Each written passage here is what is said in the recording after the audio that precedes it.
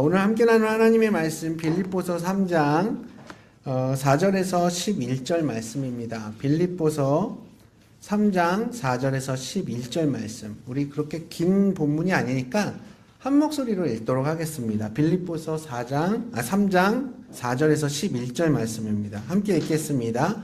그러나 나도 육체를 신뢰할 만하며 만일 누구든지 다른 이가 육체를 신뢰할 것이 있는 줄로 생각하면 나는 더욱 그러하리니 나는 8일 만에 할례를 받고 이스라엘 족속이요 베냐민 지파요 히브리인 중에 히브리인이요 율법으로는 바리새인이요 열심으로는 교회를 박해하고 율법의 의로는 흠이 없는 자라. 그러나 무엇이든지 내게 유익하던 것을 내가 그리스도를 위하여 다 해로 여길 뿐더러 또한 모든 것을 해로 여김은 내 주 그리스도 예수를 아는 지식이 가장 고상하기 때문이라. 내가 그를 위하여 모든 것을 잃어버리고 배설물로 여김은 그리스도를 얻고 그 안에서 발견되려 함이니 내가 가진 의는 율법에서 난 것이 아니요 오직 그리스도를 믿음으로 말미암은 것이니 곧 믿음으로 하나님께로부터 난 의라. 내가 그리스도와 그 부활의 권능과 그 고난의 참여함을 알고자 하여 그의 죽으심을 본받아 어떻게 해서든지 죽은 자 가운데서 부활에 이르려 하노니. 아멘.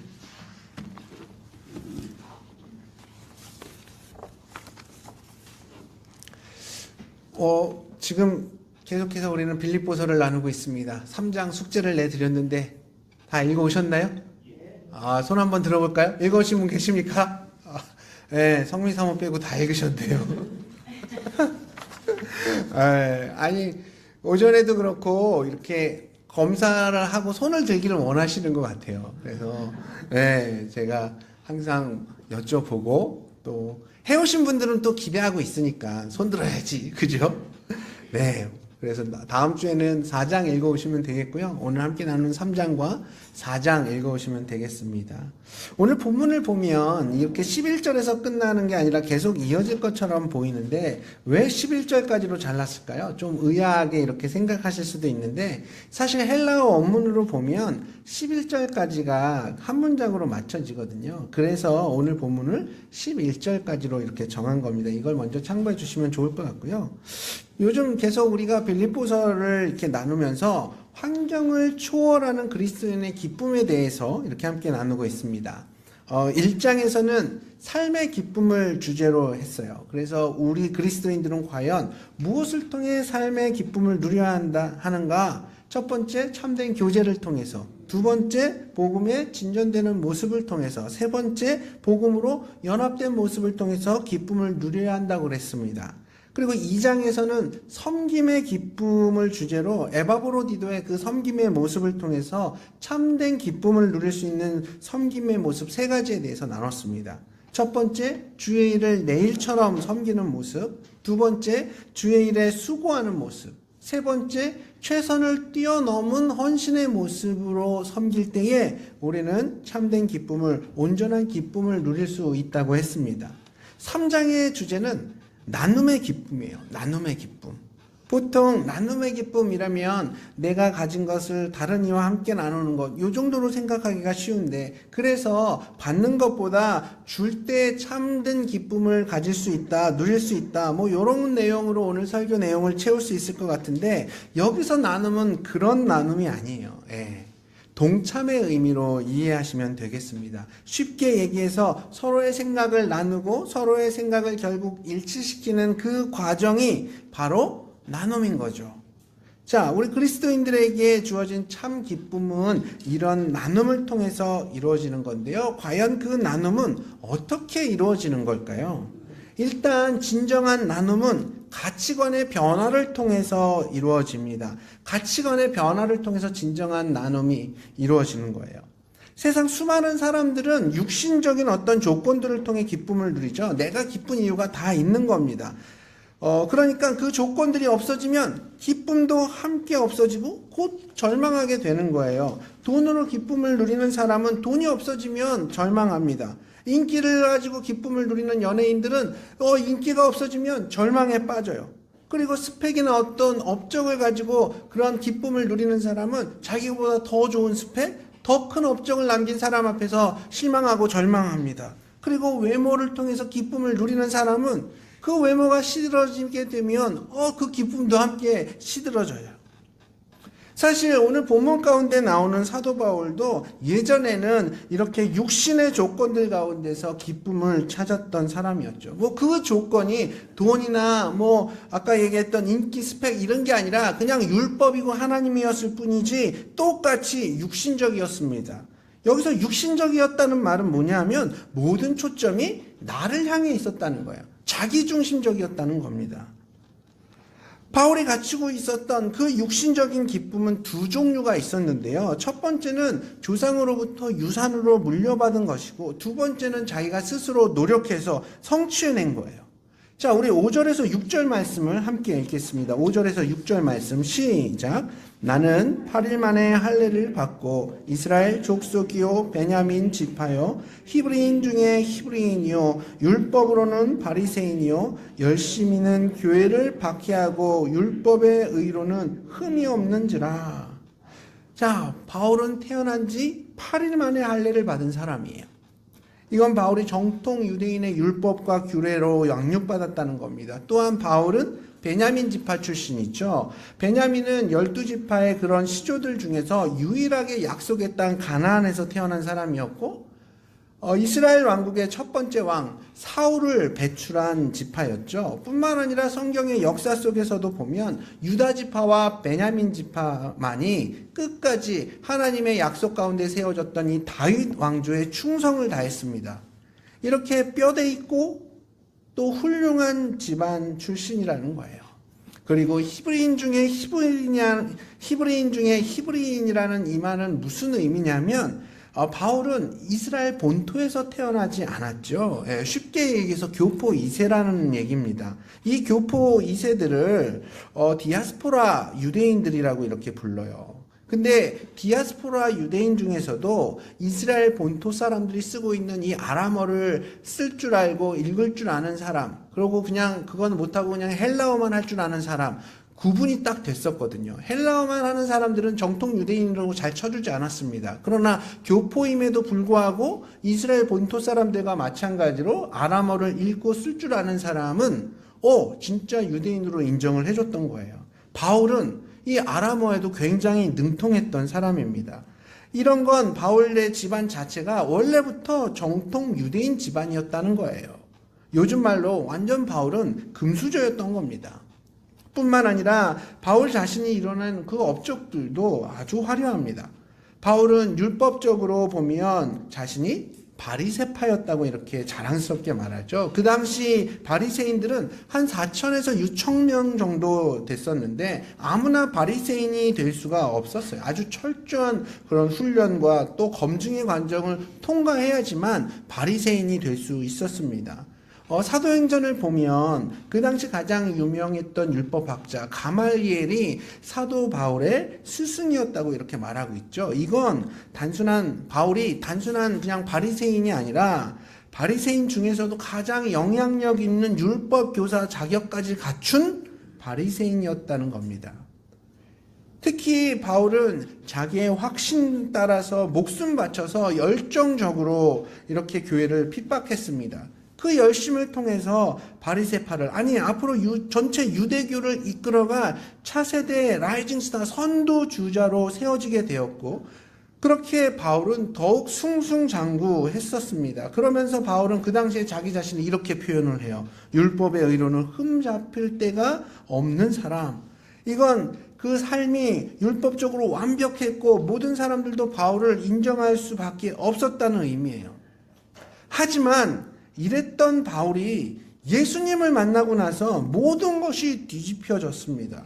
바울은 율법을 지키지 못해서 힘들어하다가 예수님을 만난 게 아니라 자신의 믿음의 확신을 가지고 교회를 핍박하다가 예수님을 만난 거예요. 그런데 바울이 예수님을 만나고 보니까 자신이 그동안 자랑했던 것, 확신했던 것, 그동안 맞다고 생각했던 것, 모든 것들이 다 해로운 것으로 여겨지기 시작한 겁니다. 이게 바로 가치관의 변화가 시작이 됐다는 거예요. 오늘 본문 7절을 보면 예수님 만나기 전에 이루었던 것들이 똑같은 것들인데 예수님을 만난 후에는 해로운 것이 되었다고 이렇게 고백하고 있지 않습니까?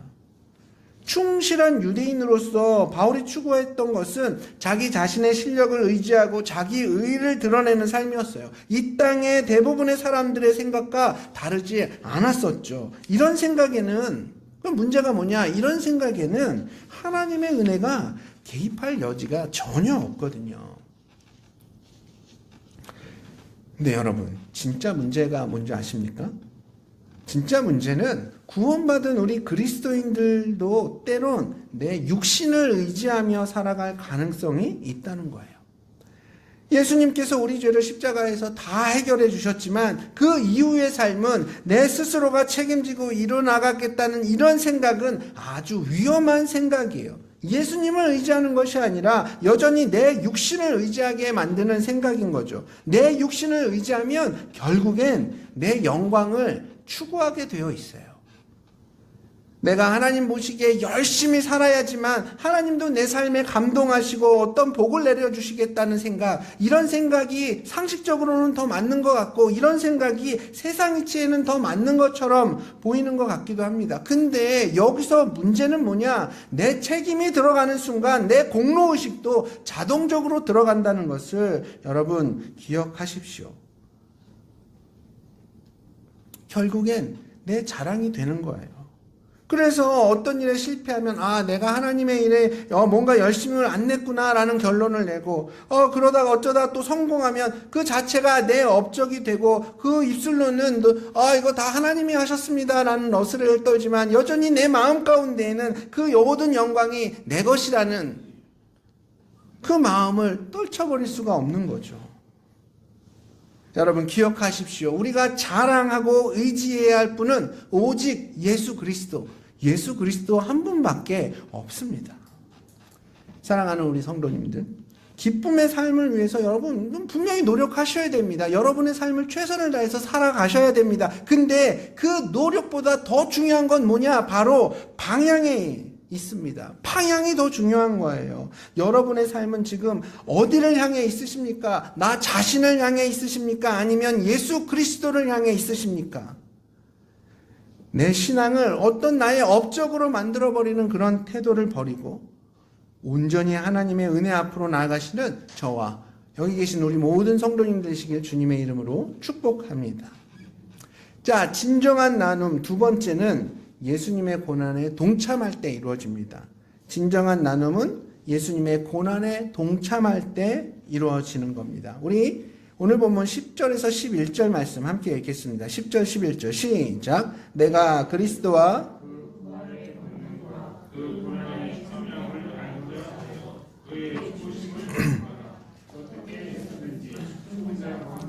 부활에 이르려 하노니. 아멘.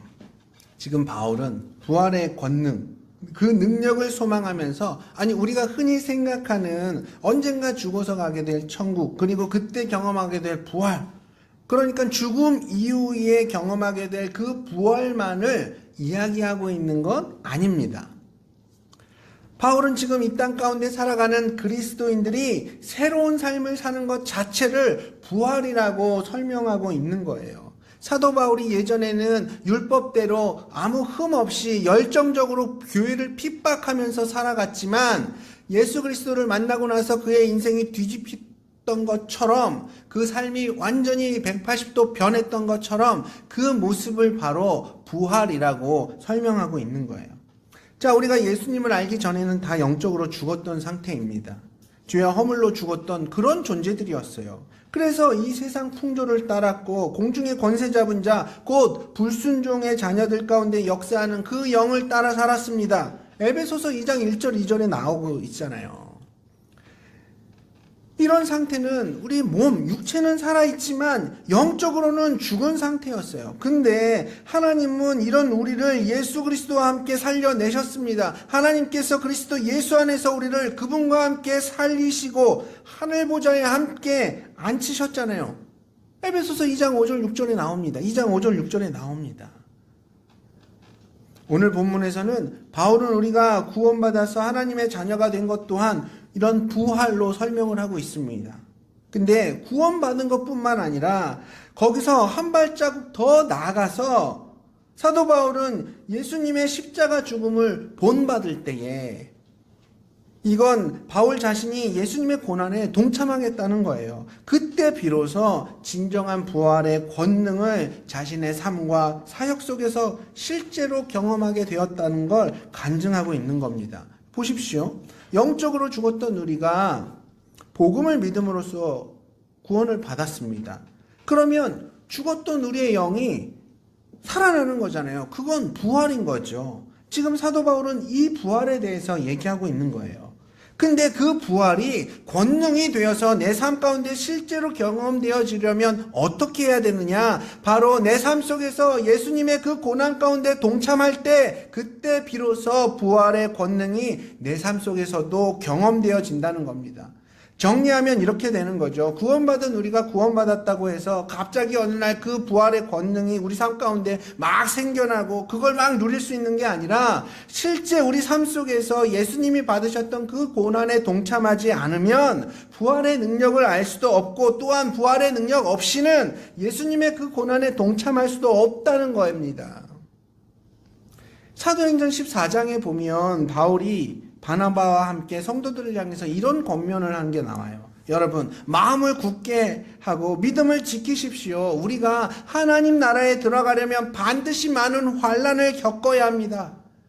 하나님 나라에 들어가기 위해 많은 고난을 겪어야 한다는 것이 바울의 기본 신학 논조였습니다. 여러분 오해하지 마십시오. 여기서 하나님 나라에 들어간다는 건 하나님을 더 깊이 알아가고 더 깊이 깨닫게 된다라는 거예요. 그러니까는 바울은 성도들에게 얘기하고 있는 그런 상황 속에서 하나님 나라에 들어간다는 것을 하나님을 더 깊이 경험하고 하나님의 섭리를 더 온전케 깨닫게 되는 그 상황을 얘기하는 거예요. 그렇게 하기 위해서는 반드시 환난을, 고난을 겪어야 한다는 거죠. 우리도 잘 아는 대로 우리 그리스도인들은 이 땅 가운데 살아가면서 필연적으로 이런저런 고난을 당하게 됩니다.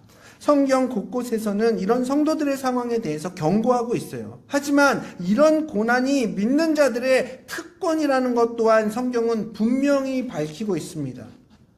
사실 예수님을 위해서 고난받는 특권 자체가 하나님께서 당신의 자녀들에게 주시는 그런 은혜 아닐까요? 여러분 이 말에 동의하실 수 있으십니까?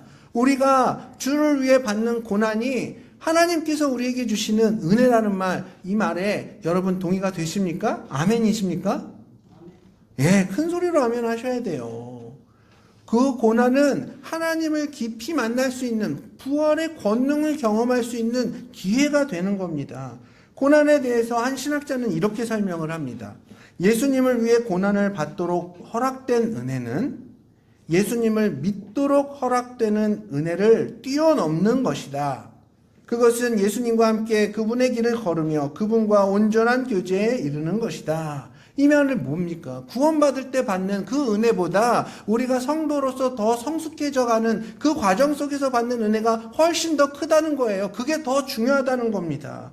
우리가 예수님의 고난에 동참할 때 우리는 예수님의 죽음의 수혜자 역할에서 예수님의 고난을 함께 나누는 공유자의 역할로 더 성장하게 되는 거예요. 단순히 그 믿음을 통해서 은혜를 통해서 믿음을 공급받는 그런 수혜자가 아니라 이제 예수님의 고난을 함께 나눌 수 있는 공유자로서 우리가 더 성장하게 된다는 겁니다. 오늘 본문 10절에서 말하고 있는 그 알고자 한다라는 이 단어를 헬라어로 보면 기노스코라는 단어를 사용해요. 기노스코.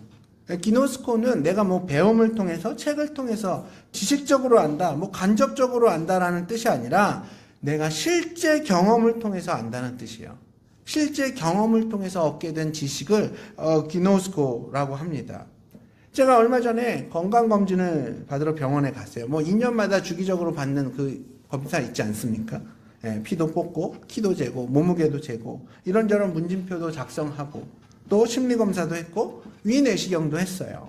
그리고 그 다음 주에 결과를 들으러 병원에 갔는데, 의사 선생님이 당연히 제 몸에 대한 정보를 많이 가지고 계시겠죠. 제 키가 얼마인지, 몸무게가 얼마인지, 혈압은 어떻게 되는지, 평소 식습관은 어떻게 되는지, 운동은 얼마나 하고 있는지, 유전적 질환은 있는지 없는지, 아니 온갖 정보에 대해서, 저에 관한 정보에 대해서 다 알고 있을 거예요. 근데 저에 대한 이런 정보들을 의사 선생님은 다 알고 계시지만 반면에 제 아내는 전혀 모르는 것들이에요. 제 간 수치가 얼마인지, 혈압이 어느 정도인지, 어떻게 되는지, 위에 대장에 용종이 몇 개나 있는지, 이런 거 알 리가 없죠.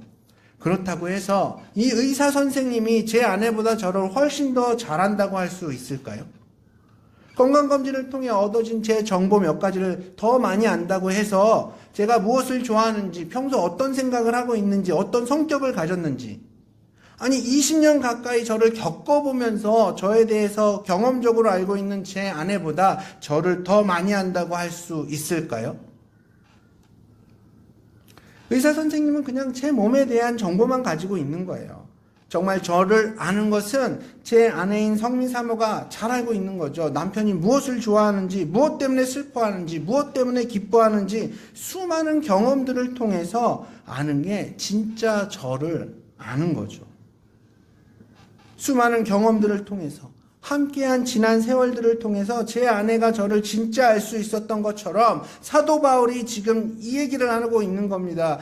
자신이 예수님의 부활의 권능을, 그 부활의 권능을 실제로 경험하고 있고 그 수많은 경험들을 통해 그 부활의 권능을 자기는 이미 알고 있다는 거예요. 사랑하는 우리 성도님들, 그냥 누군가의 간증을 통해서 옆 사람의 삶의 모습을 직감적으로 보면서 그저 머리로만 예수님을 아는 게 아니라 자기 삶 속에서 수많은 고난들을 통해서 그 시간들 속에서만 들을 수 있는 예수님의 음성을 들으면서 진짜 부활의 권능이 내 것이 되는 거예요. 정자바닷가를 가보면 1년 365일 한순간도 쉼 없이 계속해서 파도가 밀려옵니다. 마찬가지로 우리 삶 속에도 끊임없이 고난이라는 파도가 밀려오죠. 각자의 고난의 정도와 종류는 다를지 모르겠지만 누구에게나 고난은 있습니다. 하지만 우리 그리스도인들에게는 이 고난이 그저 고난으로서 끝나는 것이 아니라, 그저 피하고 싶은 어떤 경험으로 결론 나는 게 아니라 그 고난 뒤에 있는 죽음에서 부활하신 예수님의 그 부활의 권능을 경험할 수 있는 기회가 숨겨져 있다는 것을 여러분 기억하십시오. 결국 그 고난에 동참할 때 나눔의 기쁨을 누릴 수 있는 그 자리까지 나아갈 수 있다는 것 여러분 반드시 기억하셔야 합니다. 이런 사실을 2000년 전의 사도 바울은 실제 자기 삶의 경험을 통해서 깨닫게 된 거예요.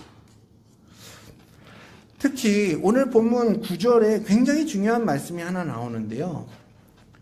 9절 상반절을 보면 그 안에서 발견되려 함이니 라는 구절이 나옵니다. 그 안에서 발견되려 함이니, 이건 내가 스스로 무언가를 발견하는 게 아니라 누군가에 의해서 내가 발견되어지는 건데요. 능동의 의미가 아니라 수동의 의미인 거예요. 이게 무슨 말이냐? 나 무슨 교회 성도야, 나 무슨 교회 집사야, 목사야. 우리가 이렇게 직접 말하지 않아도 우리 삶을 본 다른 사람들이 이분 진짜 예수님 믿는 사람 맞네, 이분 진짜 집사님 맞네, 목사님 맞네, 이런 식으로 다른 사람을 통해서 우리가 발견되어진다는 거예요. 저 사람은 어떻게 저렇게 멸시와 무시를 당하고도 다시 사랑할 수 있지? 저 사람은 엄청난 고난을 당하고서 어떻게 저렇게 아무렇지도 않게 다시 일어설 수 있지? 저 사람은 어떻게 이런 시련 속에서도 낙심하지 않고 저렇게 긍정적으로 살아갈 수 있지? 사랑하는 성도님들, 이런 게 가능한 이유가 뭡니까? 바로 우리가 그리스도인들이 예수님의 부활의 권능을 날마다 경험하고 있기 때문이죠. 부활하신 예수님의 권능으로 늘 주님이 우리와 함께 해주시고 어떤 고난 앞에서도 우리는 괜찮을 수 있는 겁니다. 그리고 그런 모습이 다른 사람들에 의해서 발견되어지는 거죠. 바울은 이렇게 우리가 날마다 예수님의 고난에 참여할 때에 부활의 권능을 누릴 수 있게 되는 것이고, 그렇게 우리가 주님 안에서 발견되어질 때마다 온전한 나눔의 기쁨을 누릴 수 있다고 말하는 겁니다. 자, 마지막 이야기 하나만 나누고 오늘 말씀을 마치겠습니다. 여러분, 우리나라에서 제일 땅값이 비싼 데가 어딜까요? 어딜까요? 아니, 넌센스가 아니에요. 실제로 어딜까요? 여러분이 아시는. 네, 명동이요. 예, 명동. 옛날엔 상호은행 자리였는데 지금은 어떻게 바뀌었는지 모르겠습니다. 명동의 땅값이 제일 비싸요. 그럼 세계에서 제일 땅값이 비싼 곳은 어딜까요? 오, 맞아요. 뉴욕 맨하탄이에요. 땅 보러 다니세요? 세명제 부동산 잘하시네요. 네, 뉴욕 맨하탄이 세계에서 제일 비싼 땅값 중에 하나가 맨하탄입니다. 네. 근데 맨하탄이 지금 하나로 평방미터당 한 3억 원 정도 한다 그러더라고요. 명동 땅이 한 1억 8천 이 정도 되는데 약 2배 약간 못 미치죠. 네. 근데 약 400년 전에 사실 처음에 이 땅의 주인은 인디언들이었습니다. 그런데 그 인디언 추장은 네덜란드 상인들에게 이 맨하탄 땅을 헐값에 팔아요. 얼마에 팔았을까요? 단돈 24달러에 그 맨하탄 땅을 네덜란드 사람들한테 팔아요. 물론 400년 전이라서 그럴 수도 있겠지만 어쨌든 단돈 3만 원에 그 맨하탄 땅을 이 네덜란드 상인들에게 팔아버립니다. 그리고 이후에 네덜란드 사람들은 네덜란드의 수도가 암스테르담이잖아요. 그래서 그 지역을 뉴 암스테르담이라고 이름을 지었어요. 그러다가 세월이 지나서 영국에서 요크 공작이 와서 이 땅을 다시 네덜란드 상인들로부터 사게 됩니다. 그래서 그 땅의 이름을 뉴욕이라고 이렇게 다시 짓게 되는 거예요. 뉴욕이라는 도시 이름으로 이렇게 개명을 하면서 그때부터 제대로 도시를 건설하게 됩니다. 그렇게 한창 도시가 개발되고 있는 찰나에 뒤늦게 인디언들이 온 거예요. 자기네들이 너무 헐값에 땅을 팔았다라는 걸 깨닫게 된 거죠. 그래서 이 땅 다시 자기네들한테 돌려달라고 이렇게 얘기를 하는 겁니다. 영국 사람들이 그 땅 순순히 돌려주겠습니까? 영국 사람들은 또 인디언들한테 산 것도 아니고 네덜란드 사람들한테 샀는데 그 거래가 성사될 이가 없죠. 그러니까 인디언들이 자꾸 공격을 하는 거예요. 그때 영국 사람들은 높은 담을 세웁니다. 담이 뭐예요? 영어로? 월이죠, 월. 그 높은 담은 고난의 상징이고 그 담을 통해서 인디언들은 계속 공격을 해왔고 그리고 영국 사람들은 피를 흘려가며 그 땅을 지켰습니다. 근데 나중에는 이 높은 벽, 월을 무너뜨리고 그곳에 길을 내게 되거든요. 그 길이 바로 뉴욕의 월스트리트가 됩니다. 그리고 그곳은 현재 세계 금융의 중심가로서 그렇게 성장했습니다. 바로 벽이 무너지니까 새로운 역사가 일어난 거예요. 마찬가지로 우리 모든 그리스도인들의 인생에도 벽을 만날 때가 있습니다. 그렇습니다. 벽을 만나면 참 힘듭니다. 그러나 내가 힘들 때에도 우리 주님이 나와 함께 계시며 나를 붙잡고 계시고 그렇게 우리는 성령님을 의지하면서 그 고난의 시간 속에서도 원망과 불평을 토해내는 것이 아니라 선하게 인도하실 성령 하나님을 기대하며 그렇게 부활의 권능을 경험하는 시간들로 그 고난의 시간들을 채워가야 합니다. 결국 우리 하나님께서는 예수님의 그 고난에 동참하며 우리가 살아온 곳곳에 쌓여진 그 벽들을 무너뜨리시고 그곳을 다시 월스트리트로 만드실 겁니다. 그렇게 저와 우리 성도님들의 삶 가운데에 주님의 위대한 역사를 이뤄내실 거예요. 부활하신 주님과 동행하고 주님께서 주시는 부활의 권능을 날마다 경험하면서 기쁨의 인생, 월스트리트의 인생을 살아가시는 저와 여기 계신 모든 성도님들 되시길 축복하며 오늘 말씀을 마치도록 하겠습니다.